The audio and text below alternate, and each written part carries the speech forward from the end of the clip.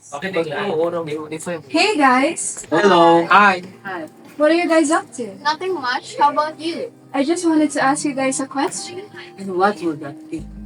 If you had a chance to visit any place, where would it be and why? I will definitely pick Iceland. Without a second thought, there's just something about its raw, untouched beauty that really attracts me.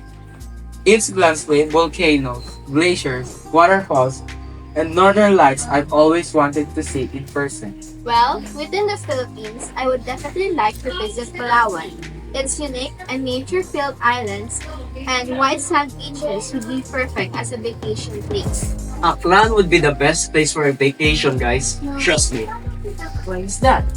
Well, Aklan is a popular tourist destination known for its breathtaking beauty, full of nature and history, as well as the kind and hospitable people living in it.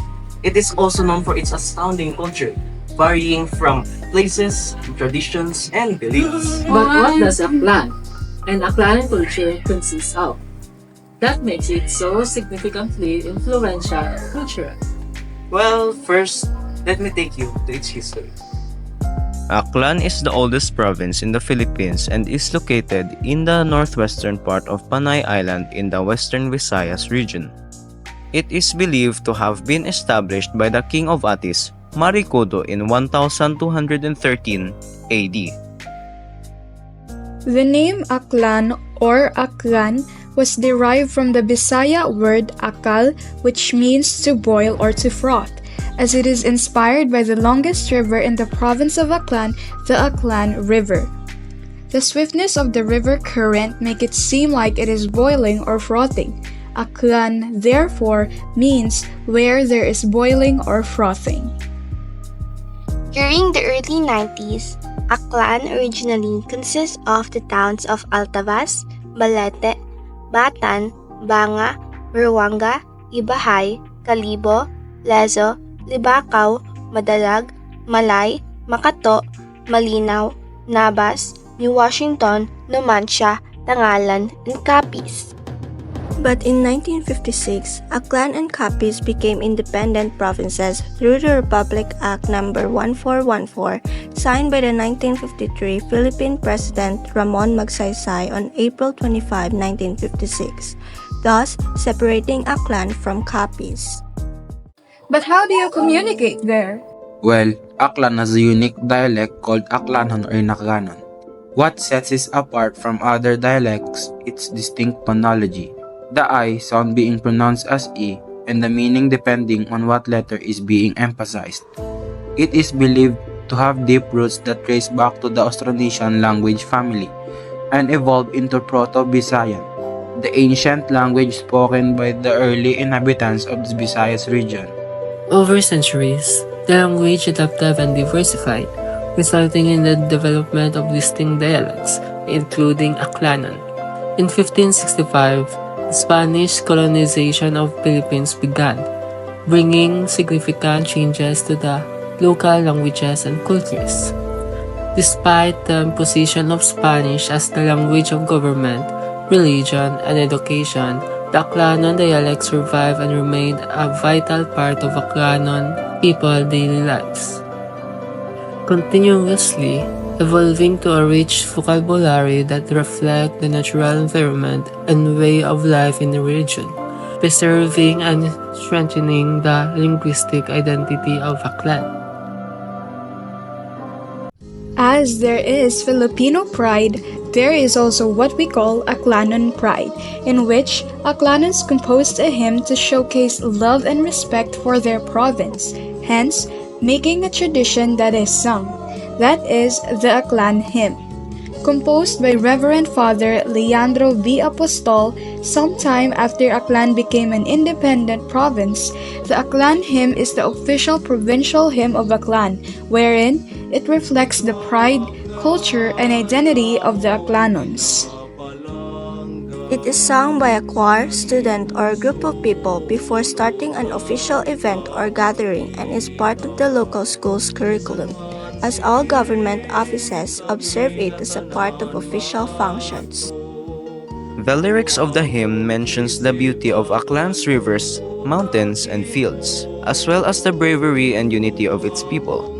It serves as a reminder of the Aklanons' deep-rooted heritage, resilience, and love for their homeland, thus considering it a significant symbol of unity and patriotism among the province. In terms of adventurously intertwining with greenery, Aklan has just a place. Located in 𝙑𝙧𝙖𝙬 is a hill rich in history and legend, and that is the 𝙑𝙧𝙖𝙬 Hill. The 𝙑𝙧𝙖𝙬 Hill is a place where nature and myths intertwine. It has been a silent witness to centuries of history. From its roots in Asian traditions to its role during the Spanish colonization, this hill holds stories. Before the arrival of the Spaniards, the 𝙑𝙧𝙖𝙬 Hill was a sacred place for the indigenous Aklanon people. It was revered as a site of spiritual significance, where rituals were performed to honor the deities and spirits that were believed to dwell within its caves and forests. But after the Spaniards arrived in the Philippines, they had brought significant changes to the lives and traditions of the Aklanon people. The 𝙑𝙧𝙬 Hill was once a peaceful and sacred place, but then became a strategic site during the Spanish colonization period, as there is a legend behind it that during full moon, there is a carriage that is pulled by a golden cow with its guards walking through the hill. Also, the elders believed that before, this hill served as a refuge for the Katipuneros against the Spaniards, in which it had become the province's freedom fighters' secret sanctuary. Throughout the years of developing through modern civilizations, the hill has become a place where an annual celebration of the great sacrifice of the Son of God, Jesus Christ, is conducted every Good Friday of Holy Week during Lenten season, wherein people visit and climb to the 14 stations of the cross, in which they continue the tradition of praying the way of the cross prayer, with a rosary on their hands and lighting up their candles which they place at every station they stop at. At the bottom of the hill, we can see an altar of the Blessed Virgin Mary, as well as caves and staircases surrounding the hill that leads to the 14 stations of the cross. Halfway through the hill, we can see a small chapel where devout people pray to God their personal intentions. The hill also includes large huts containing benches and tables where visitors can eat, rest, and enjoy the breathtaking view of the surrounding area. 𝙑𝙧𝙖𝙬 Hill is not just a natural wonder. It is also a testament to the resilience of Aklanon people. It reminds us of their struggles, victories, and enduring connection to the land, where visitors can connect with the stories of those who came before them. In terms of places commemorating heroism, Aklan has it too. In the heart of Kalibo, Aklan, stands a monument that serves as a solemn reminder of the sacrifices made for our nation's freedom. This is the 𝙑𝙧𝙖𝙬 Shrine. Located in Ilawood Park at the corner of Veterans Avenue and J. Magnus Street, is a tribute to 3 Filipino priests who were martyred to their fight against colonial oppression. The 3 priests, Mariano Gomez, Jose Burgos, and Jacinto Zamora, better known as the 𝙑𝙧𝙬, were executed by garrote on February 17, 1872, after being falsely accused of leading the Cavite Mutiny. Their martyrdom sparked a wave of nationalism that eventually led to the Philippine Revolution against the Spanish rule. The current W. Regalado Street was formerly named as Calle Padre Burgos, thus showcasing the full-body monument of Jose Burgos. This shrine serves an important educational site, especially for the Aklanon youth. It connects them to our history, reminding them of the bravery and the moral fortitude of 𝙑𝙧𝙬. We encourage everyone who visits Kalibo to spend a moment here, to pay their respects and to draw inspiration from the stories of these heroes. The 𝙑𝙧𝙬 Shrine in Kalibo is more than just a monument. It stands as a testament to the Aklanon people's commitment to remembering and celebrating the sacrifices made in the name of justice and freedom. In the heart of Kalibo, Aklan, nestled within Pastrana Park, stands a statue of an Aclanon hero, Colonel Pastor C. Martelino, a symbol of valor, patriotism, and unyielding courage. Born in Talibo in 1896, Colonel Pastor Martelino was destined to make an indelible mark in the Philippine history. He graduated from the Philippine Constabulary Academy, a predecessor to the Swiss Philippine Military Academy, and swiftly rose through the ranks to serve his nation during of its most turbulent periods. He served with distinction during World War II, leading guerrilla forces in Western Visayas against the Japanese occupation. His leadership and tactical prowess inspired countless soldiers and civilians alike under his command. Resistant efforts in Aklan thrived, keeping the spirit of freedom alive during the darkest time of the war. Colonel Martelino's bravery and dedication were not confined to the battle. He embodied the true spirit of service, putting the welfare of his fellow Aclanons and Filipinos above all else. After the war, his legacy continued, and today Caliburnians honor his sacrifice and contributions. The statue in Pastrana Park stands not only as a tribute to his heroism but as a reminder of the countless others who fought for the nation's freedom. The Heroes Memorial Shrine is dedicated to the Caliburnian freedom fighters of World War II who fought for the liberation of our province of Aklan and the Filipino nation as a whole. Colonel Pastor C. Martelino and Captain Gil M. Yares preferred to die fighting rather than live in betrayal to their motherland, a concrete testimony of their great valor and heroism. This shrine is also a constant reminder to the family, descendants, and to all freedom and peace-loving Caliburnians to be worthy and needed new heroes of their time in their own special way.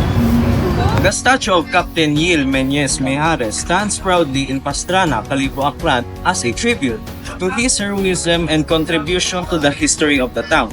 Captain Mijares is celebrated for his leadership during the resistance against Spanish colonial forces in the late 19th century. He was a prominent figure in the Philippine Revolution, particularly in the Visayan region, where he led local revolutionaries in several battles for freedom. Statue captures him in a commanding, reflecting his stature as a leader and protector of the people of Aklan. His legacy as a patriot who fought for independence resonates deeply with the locals, making the monument a symbol of pride and courage. Pastrana Park, where the statue is located, serves as a central gathering place in Calibo, and the monument is a reminder of the town's rich history and the sacrifices made by its forebears for the nation's freedom. The presence of the statue in the park continues to inspire future generations to honor their heritage and contribute positively to their unity. If you're looking for some fun, Aklan has a festival that will surely leave you dancing and in awe. That is the Ati-Atihan Festival. Aklan is a home to the oldest and popularly labeled as the mother of all festivals, the Ati-Atihan Festivals. The festivals is celebrated yearly during the third week of January for the commemoration of the infant Jesus, or as who Caliburnians called as Senior Santo Niño, as well as to commemorate the Ati people who originally live in Aklan. Thus, the festival being called as the Ati-Atihan Festival, meaning to imitate the Ati people. This 800-year-old festival dates back to the 13th century and was a practice started by Malay immigrants where they painted their faces black while performing songs and dances in regard to the Ati people who live in the area. However, during the Spanish rule, the Santo Niño was added to the traditional practice, giving birth to the Ati-Atihan Festival now as we know it. The festival is a week-long celebration in the capital of Calibo, consisting of various religious processions and street parades such as the Gigante Parade or the Giants Parade, showcasing large team floats displaying mythical beings such as gods and goddesses from different towns, as well as dancing groups covered in a pole wearing colorful costumes. Marching bands with traditional instruments and people with face and or body paint are also participated in the celebration. The street parade in which everyone is welcome to join is known as the 𝙍𝙤𝙬𝙧, which is also what the locals call as their way of dancing, where the foot is momentarily dragged along the ground in tune to the beat played by the marching bands. A competition called 𝑘𝙤𝙤𝙬𝙧 sa kalye or street dancing. It's also held for the people or tribes that join, in which they compete for the best overall performance in terms of costume, vibrancy in dancing, and etc. In terms of religious context, the Roman Catholic Church also conducts an annual high mass for the celebration, in which foreigners or locals come due to their curiosity and/or faithful devotion. After the mass comes the tradition of 𝙑𝙑𝙗𝙗𝙧𝙗, in which an image of a Santo Niño is massaged onto a person's head, back, and torso. It is believed that this can heal illnesses and revitalize one's spirit. The part of the Santo Niño statue used to touch the people's body is the feet, hence the term 𝙑𝙑𝙗𝙗𝙗 or paapak in Tagalog, which in English means to step on. The Atiatihan Festival portrays a big part in Aklanon culture. It showcases the vibrant Kalibo and Kalibonhans, as well as enhances faith and devotion among God's people. It also shows how the Catholic Church and Aklanon people cultivate and give importance to the nourishment of spirituality and the joy of faith and devotion, making it a memorable and fulfilling celebration. If you get hungry after all the much fun and seeking for comfort food, Aklan has your back.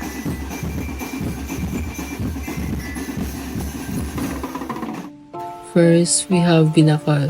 Binakol is traditional Aklanon soup that is similar to tinolang manok or chicken soup in English, but has distinct twist due to its use of coconut water and coconut meat.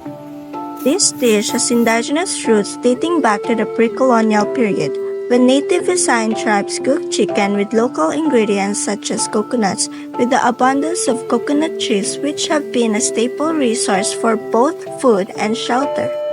Traditionally, binakol uses native chicken combined with soft coconut milk and juice, which gives a slightly sweet taste. Aromatics such as onion and garlic, lemongrass, ginger, and green papaya or sayote in Tagalog, and optionally, chili for a hint of spice. It is then cooked using an ancient Filipino cooking technique that uses bamboo tube heated over on open fire, which gives it a unique flavor and aroma. Once done, it is then served over a bed of warm rice. Binakol is often prepared during special occasions, family gatherings, or festivals, creating a deeper meaning of togetherness and shared experiences between the people in the province, along with its warming and nourishing qualities that also make it a symbol of hospitality and care, as it is traditionally prepared with love for one's family and guests.